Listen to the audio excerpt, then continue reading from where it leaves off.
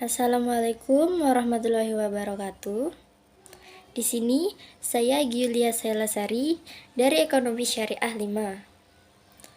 Saya akan mempresentasikan makalah saya tentang pemikiran ekonomi Ibnu Khaldun, di mana makalah ini disusun untuk memenuhi tugas mata kuliah Sejarah Pemikiran Ekonomi Islam dengan dosen pengampu Dr. Abdul Wadud Nafis, LC, MEI. Pertama-tama, sebelum saya mempresentasikan makalah saya tentang pemikiran ekonomi Ibnu Khaldun itu sendiri, di sini saya akan membacakan latar belakang dari tokoh ekonomi Ibnu Khaldun. Di sini Abdul Ar-Rahman bin Muhammad bin Khalud Al-Waddari atau lebih dikenal dengan Ibnu Khaldun lahir di Tunis pada tahun 732 Hijriah atau 27 Mei 1332 Masehi. Beliau wafat pada tanggal 17 Maret 1406 Masehi. Abdurrahman adalah panggilan saat ia kecil, sedangkan Ibnu Zaid merupakan panggilan keluarga. Memiliki gelar Waliyuddin, didapatkan ilmu Khaldun saat ia menjabat sebagai seorang hakim Qadhi. Ibnu Khaldun dibesarkan dalam keluarga ulama dan terkemuka. Dari sang ayah, ia belajar ilmu qiraat, sedangkan ilmu hadis, bahasa Arab, fikih diperoleh dari para guru Abu Albas Al-Qasar dan Muhammad bin Jabiral Rawi. Selain itu, Ibnu Khaldun juga pergi ke Andalusia dan Maroko untuk menimba ilmu dari para ulama, diantaranya Abu Abdullah Muhammad Al-Mukri, Abu Al-Qasim Muhammad bin Muhammad Al-Bajri, Abu Al-Qasim Al-Syarifal Sibti, dan lain-lain. Kemudian mengunjungi Persia dan Granda dan Timslin. Pembahasan materi di sini saya menjelaskan untuk 4 materi. Untuk materi pertama, urgensi ekonomi menurut Ibnu Khaldun. Untuk materi kedua, keterkaitan ekonomi dan politik. Untuk yang ketiga, teori harga dan hukum supply and demand. Untuk yang keempat, faktor-faktor produksi. Di sini saya akan menjelaskan untuk yang pertama, urgensi ekonomi menurut Ibnu Khaldun. Ibnu Khaldun berpendapat bahwa antara satu fenomena sosial dengan fenomena lainnya saling berkaitan.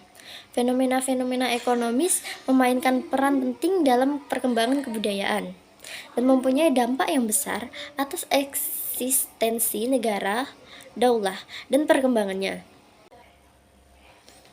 Untuk materi selanjutnya, materi kedua tentang keterkaitan ekonomi dan politik. Di sini keterkaitan ekonomi dan politik dapat dilihat dan dapat dilambangkan dari 6 lambang, yakni untuk yang pertama itu G, government, pemerintah, dalam artian pemerintah. Untuk yang kedua S, syariah. Untuk yang ketiga W, wealth atau sebuah kekayaan atau juga bisa disebut ekonomi. Untuk yang keempat N, nasional. Oke, untuk materi selanjutnya yakni materi ketiga tentang teori harga dan hukum supply and demand. Di situ fakta sejarah yang terbantahkan. Ibnu Khaldun dalam bukunya Al-Muqaddimah menulis secara khusus satu bab yang berjudul harga-harga di kota. Menurutnya, bila suatu kota berkembang dan populasinya bertambah banyak, rakyatnya semakin makmur, maka pemerintah atau supply di dalamnya terdapat barang-barang yang semakin meningkat. Akibatnya harga menjadi naik. Di sini disebutkan dalam makalah beberapa faktor-faktor penentu kenaikan dan merupakan permintaan menurutnya. Menurut Ibnu Khaldun sendiri, setidaknya di dalam ini meliputi 5 faktor. Untuk faktor yang pertama, faktor harga. Yang kedua, pendapat. Yang ketiga, jumlah penduduk. Yang keempat, kebiasaan masyarakat. Dan yang kelima, pembangunan kesejahteraan umum. Sedangkan dalam konteks supply, faktor-faktor penentu ada 6. Untuk yang pertama harga, kedua permintaan, ketiga laju keuntungan, keempat buruh, kelima keamanan, untuk yang keenam kesejahteraan masyarakat. Ibnu Khaldun merumuskan bahwa peningkatan supply akan menurunkan harga.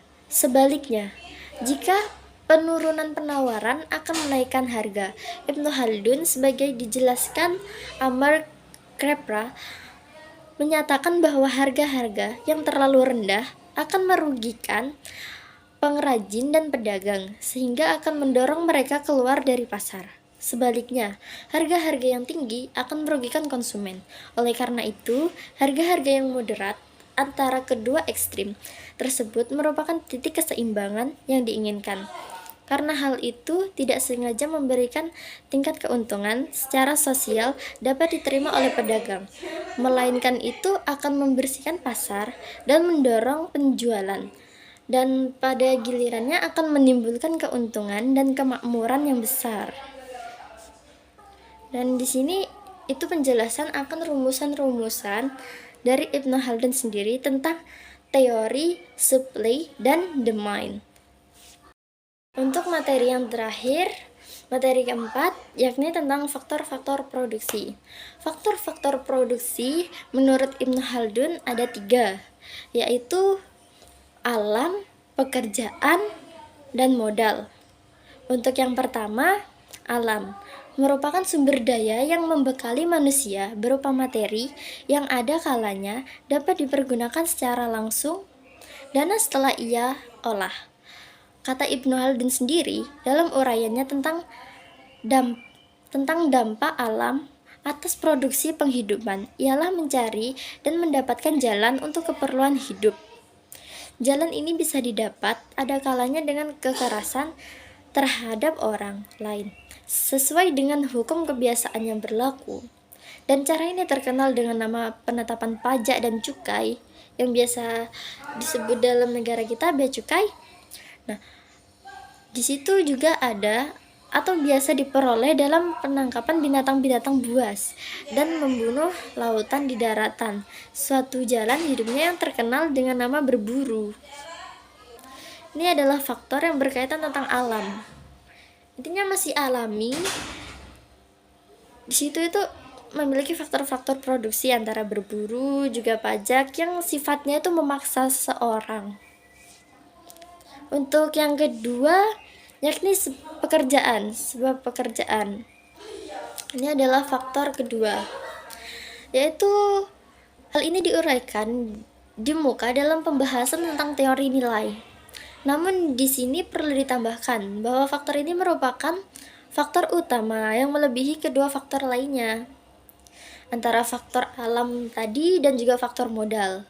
Faktor pekerjaan mempunyai kelebihan dengan coraknya yang positif, dan ini merupakan faktor yang selalu ada dalam bentuk produksi. Malah, hasil alam tidak mungkin diperoleh kecuali dengan pekerjaan. Pada masa Ibnu Khaldun sendiri, pekerjaan mengguli faktor-faktor produksi lainnya. Demikian pula halnya faktor ini terpisah dari modal, sebab ketika itu pemilik modal juga pekerja.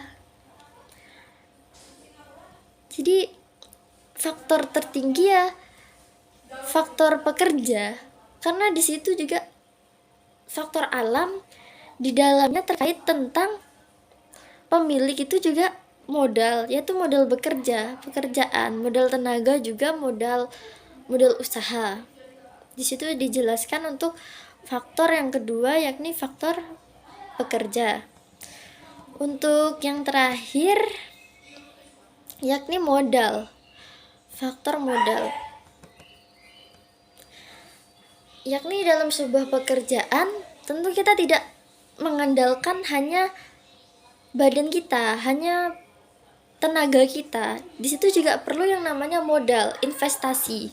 Nah, perlunya modal dalam kedudukan sebagai salah satu alat produksi, atau dengan kata lain kedudukan sebagai kekayaan, atau biasa disebut dengan saham. Dalam produksi di samping itu faktor pekerjaan dan alam. Ibnu Khaldun tidak banyak membahas peran yang mungkin dilakukan para pemilik modal. Malah ia berpendapat bahwa akumulasi harga dan besaran akan mendatangkan bahwa atas pemiliknya dari pemilik penguasa pembesar. Kata Ibnu Khaldun sendiri dalam sebuah pasal dengan judul Pemutusan Harta Bentak Bergerak dan Tanah-Tanah Perkebunan, Keuntungan dan menjelakannya pemutusan harga benda tak bergerak dan tanah-tanah perkebunan di tangan perseorangan dari desa atau kota tidaklah terjadi dengan seketika, juga tidak dalam keuntungan keturunan tanah. Perkebunan semacam itu diperoleh sedikit demi sedikit, ada kalanya dengan jalan warisan, yang mengakibatkan berpusatnya kekayaan dari beberapa nenek moyang dan saudara di tangan seorang pewaris. Sebab pada saat-saat jatuhnya suatu dinasti dan bangkitnya suatu kekuasaan baru, tanah-tanah perkebunan kehilangan daya tariknya karena kurang terjaminnya perlindungan dan dapat diberikan negara, dan karena keadaan yang kacau belau atau biasa disebut dengan chaos. Di situ dimana sangat perlunya modal, bahkan dari beberapa sumber modal pun tidak masalah, karena namanya produksi itu memiliki beberapa faktor yang berkesinambungan, dimana terpenting adalah modal, juga di situ adalah pekerja, dimana jika ada modal harus ada pekerja, dan dimana namanya produksi semua itu diawali dengan yang namanya modal. Nah, karena pentingnya modal itu bahkan banyak dijelaskan dari mana saja sumber modal itu, entah dari warisan, dari tanah perkebunan, atau lain yang diberikan oleh nenek moyang. Di situ dijelaskan betapa pentingnya sebuah modal dalam kegiatan produksi. Jadi itu teori-teori dari Ibnu Khaldun tentang pemikiran ekonomi yang sudah dijelaskan. Di sini saya Egy Yulia Sayalasari dari Ekonomi Syariah 5 pamit undur diri atas presentasinya yang telah saya sampaikan. Wabillahi taufiq wal hidayah. Assalamualaikum warahmatullahi wabarakatuh.